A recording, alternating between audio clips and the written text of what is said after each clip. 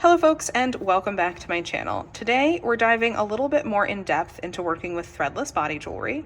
I do have a how to work with threadless jewelry 101 video that I would consider a prerequisite to this one. Today we're going to be talking about bending threadless pins. So if you remember from our last video, threadless pieces work with two parts. We have a post that goes through the ear, and then we have a little front that locks into that with a little pin, and that pin is what holds the closure together.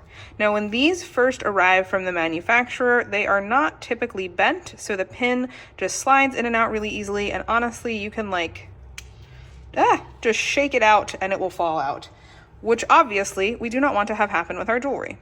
Now I do want to name that the best option is always to have a piercer set the bend on a threadless end, but I understand that this is not always realistic for everyone, so I'd like to give a mini tutorial about setting a closure on your own threadless ends. Before we get started, disclaimer, you can break a threadless end setting the bend if you do not do it correctly. Most piercers break a couple ends while they're learning how to use threadless jewelry. Understand that if you are bending these pins yourself, you do run the risk of breaking a piece. Fortunately, many of these pieces are under warranty or have a low cost for repair, but please know that in choosing to set the bend yourself, you are accepting responsibility for potentially breaking the piece. Now, how threadless jewelry works is we place a small bend in this little pin here, and that bend, when inserted into the post, creates tension and holds things in place. As we looked at before, this pin currently has no bend. We can see that it just slides in really out super easily.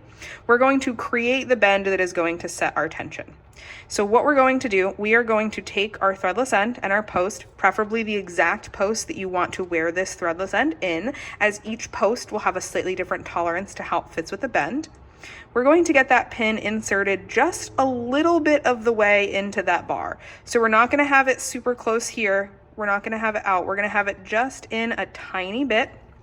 And then holding the bar firmly with my pointer finger and my thumb, I'm going to support the end with my thumb on the opposing hand and leverage my pointer finger to slightly press down and put a small bend in that.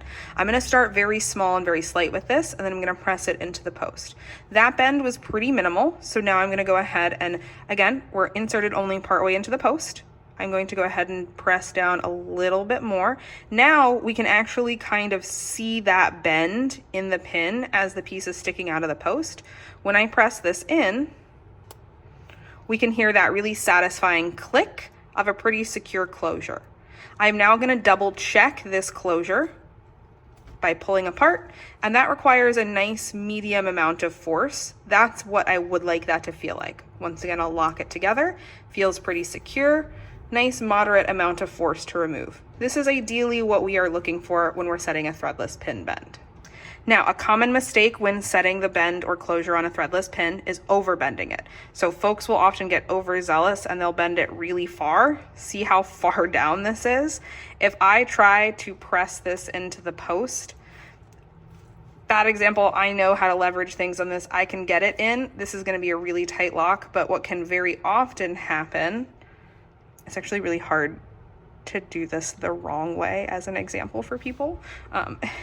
My brain is like, no, Lynn, you have to do it the right way. Okay, I've bent this even more, so that way it's very dramatic. And if I try and just force this in, I'm using a ton of pressure here. It's not gonna go anywhere. I've overbent it. If I continue pushing, I'm probably just gonna snap the pin right at that bend point. Now, fortunately, we can adjust this, we can fix this. I'm gonna rotate it so I'm now facing the bend upwards, and I'm going to bend it back opposite. And now my piece assembles again. Obviously, preferably don't do that, but if you do, you can try and gently bend it back. And now we've got still a pretty steep bend we can see there, but not so much that it can't assemble. Another common mistake people make when setting threadless pin closures is doing the bend really close to the base of the piece, so doing the bend right here. This area here is where the pin is welded and meets the threadless end, and if we try and do our bends at the base, It's not as likely for titanium pieces to snap, but gold pieces and gold pins, you can literally just break the end off of the pin. And over time with titanium pieces, you can break things there. We also will get a much more secure closure if that bend is placed further down on the pin rather than being right up at the top where the pin meets the base. So trying to do our bends maybe like a third of the way into the shaft, just like with that much pin sticking out, is going to be the ideal placement in the pin to do this bend. And that's going to give us our most secure closure and reduce our risk of ending up snapping that pin at that weld point. Now again, I cannot stress this enough, you can break a threadless end doing this, and many people do in the learning curve. So if you are setting your threadless pin bends at home, start small with the bend, go gentle. You can always bend it a little bit further and kind of play around with that tension. This is designed to be adjustable, so it is designed for you to change the tightness or looseness of the closure over time.